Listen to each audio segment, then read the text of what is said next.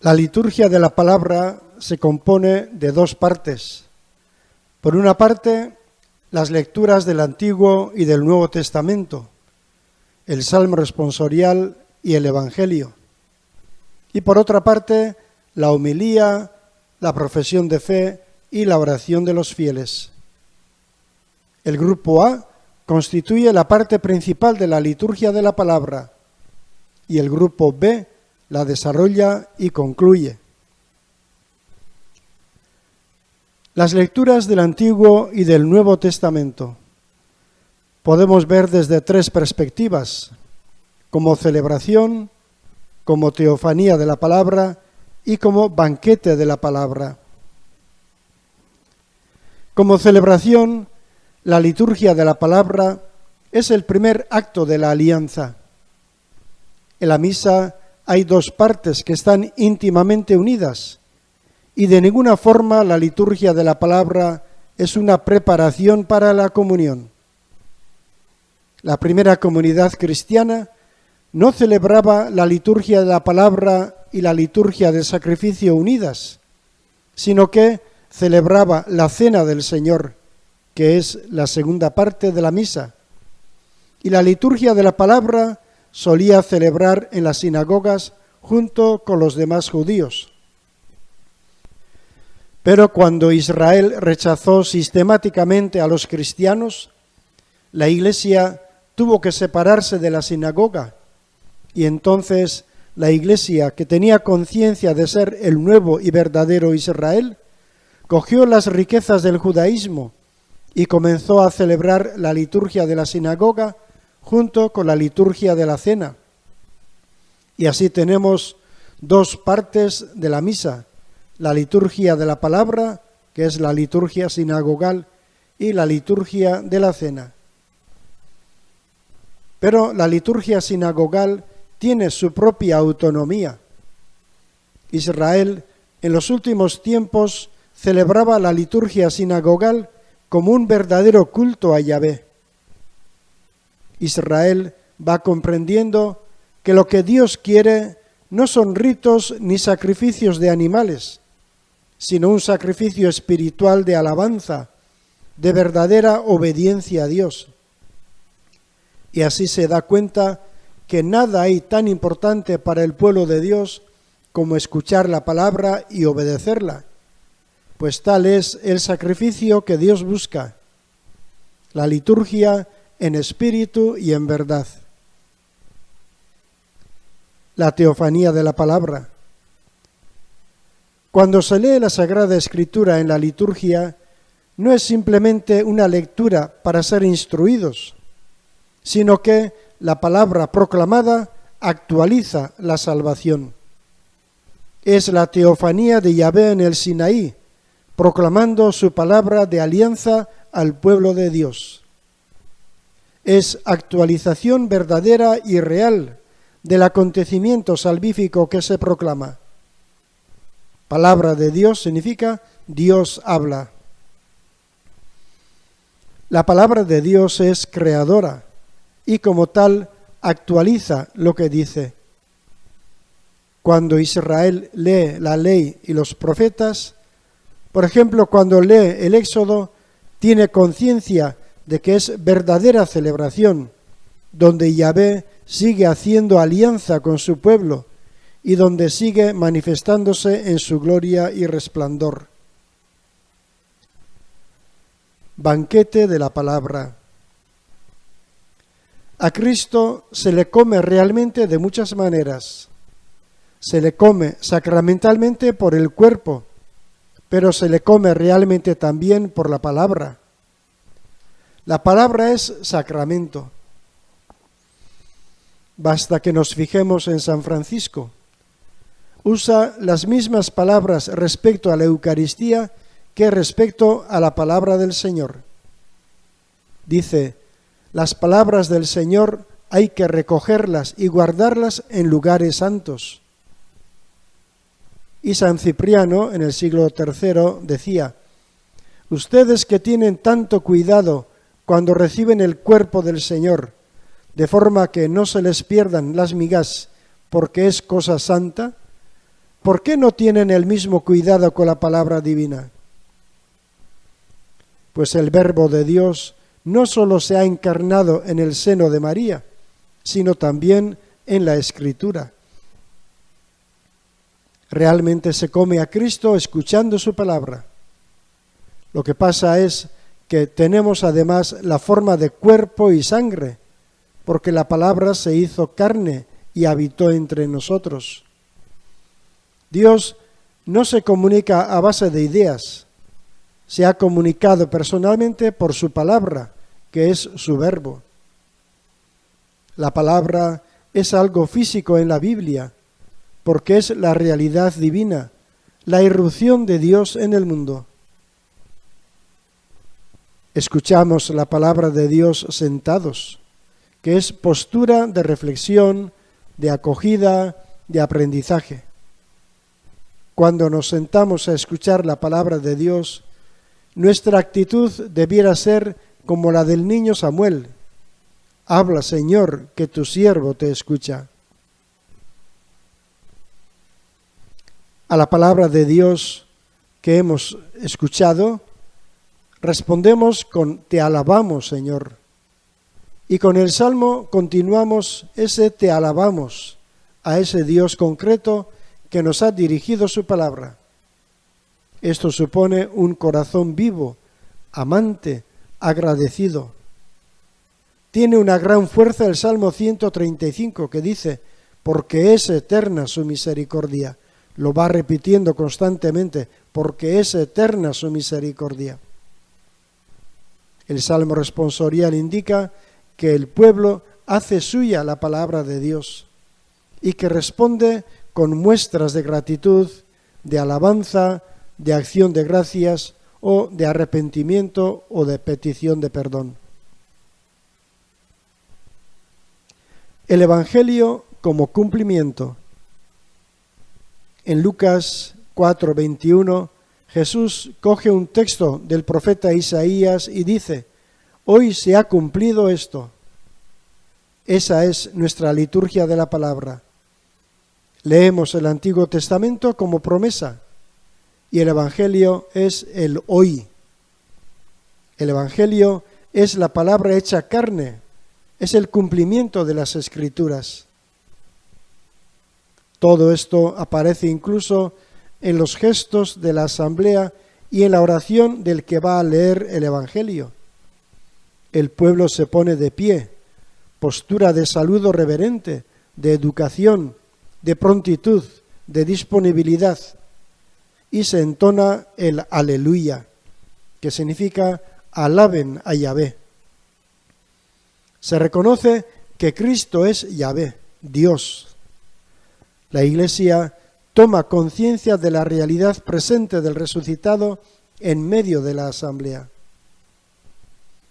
El sacerdote hace la oración, donde pide que limpie su corazón y sus labios para proclamar el Evangelio. Esta oración que hace el sacerdote que va a leer el Evangelio nos recuerda a Isaías capítulo 6, versículos 1 al 8, donde Isaías ha visto a Yahvé y está atemorizado, porque se considera hombre de labios impuros.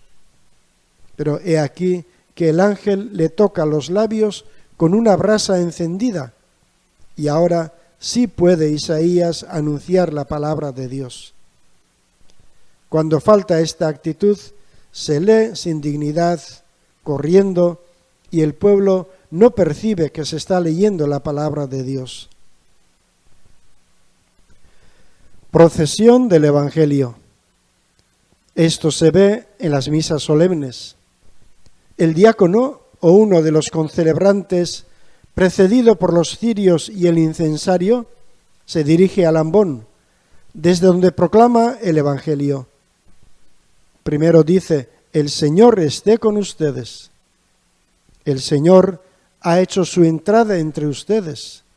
Escuchen su voz, que son palabras de vida eterna.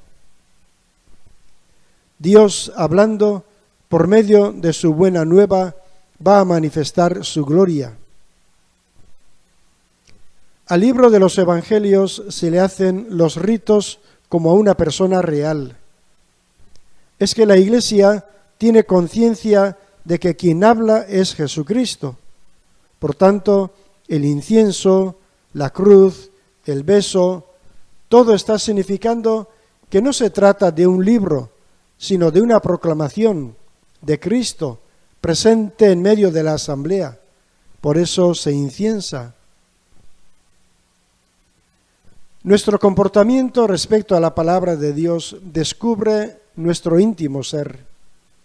El que es de Dios oye la palabra de Dios. Al final de cada evangelio nos podría preguntar Cristo: ¿también ustedes se quieren marchar? Y nuestra respuesta debiera ser: Señor, ¿a quién vamos a acudir? Tú tienes palabras de vida eterna. Nadie habló jamás como Él. Es decir, supone una actitud de obediencia de fe. Jesús nos dice: bienaventurados los que oyen la palabra de Dios y la guardan. Y el que cumple la voluntad de mi Padre del cielo, ese es mi hermano y mi hermana y mi madre. Y San León Magno nos dice que María concibió en su seno al Verbo de Dios antes por su espíritu, por la escucha de la palabra, que por su carne, y estuvo más unida a Dios por la sumisión a su palabra que por su dignidad de madre carnal. La homilía. En la sinagoga de Nazaret, Jesús se levanta para leer públicamente. Se le entrega el libro del profeta Isaías y a continuación lo comentó. A la lectura sigue la exposición. A la palabra de Dios escrita y leída sigue el magisterio vivo de la predicación. El Evangelio y la predicación forman una unidad. Ahí se ve la sublime dignidad de la predicación cristiana. En ella se prosigue la teofanía. Dios viene a nosotros y nos habla por boca de aquel a quien Él ha consagrado y enviado a predicar. Esta idea ha de hacer al predicador temblar de reverencia ante la misión que se le encomienda, de ser instrumento y boca de Dios. Al oyente, por su parte, esta idea ha de hacerle atender a cualquier predicación, por pobre que pueda ser su palabra. El ministerio de la homilía ha de ser un ejercicio verdadero, apropiado y pulido. La exposición de la palabra de Dios, como la palabra misma de Dios, ha de ser espíritu y vida.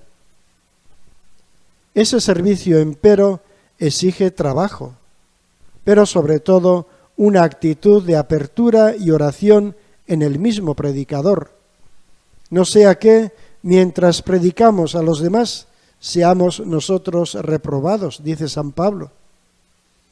Es importante ser consciente de que el predicador continúa el Evangelio. El predicador es solo voz, boca, instrumento de otro que se quiere revelar. Como respuesta al Evangelio y a la homilía, rezamos el credo. El texto del credo aparece por vez primera en las actas del Concilio de Calcedonia, el año 450.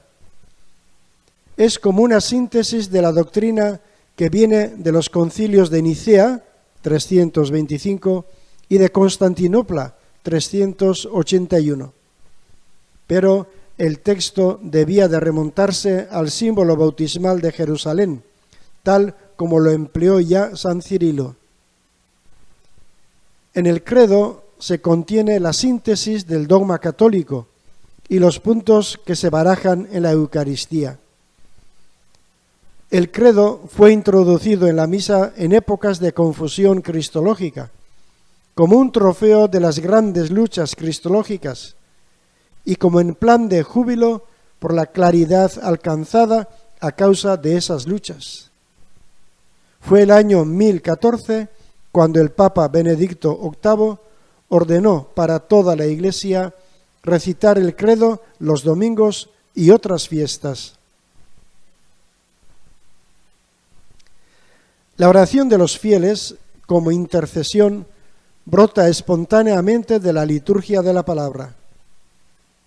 Cuando la Iglesia constata la fidelidad de Dios, que Él sigue diciendo su palabra a su pueblo, que Dios sigue haciendo su alianza, en virtud de ella, la asamblea se atreve a pedir a Dios. Es la intercesión universal. La Iglesia pide para que esa obra que ha comenzado en ella por su palabra santificadora, la comunique y la realice por todo el mundo. La oración de los fieles nace como consecuencia de todo el diálogo entre Dios y la asamblea, de constatar la fidelidad de Dios. De la unión con Dios ha brotado ya la unión con los hombres entre sí. Esta unión se ve por el amor con que cada uno encomienda al Señor las necesidades de todos. Eso se ve claramente el Viernes Santo, cuando después del relato de la Pasión vienen las grandes oraciones. La Iglesia lleva a la cristiandad y a la humanidad entera al pie de la cruz. El Señor, levantado sobre la tierra, quiere atraer a todos hacia sí. Desde lo alto de la cruz reina sobre el mundo entero. La misma situación se da en toda misa cuando se rezan las oraciones. Cristo está presente, se ha levantado su Evangelio. Ahora la Iglesia lleva a Él a todos los hombres con sus preocupaciones y necesidades. Si el Padre nos ha enviado a su Hijo, podemos acercarnos con confianza al trono de la gracia. Tenemos un sacerdote que ha entrado hasta el Santo de los Santos en virtud de su propia sangre. Esto lo hacemos cada vez en la Santa Misa. La Iglesia se une a Cristo intercesor, sacerdote ante el Padre.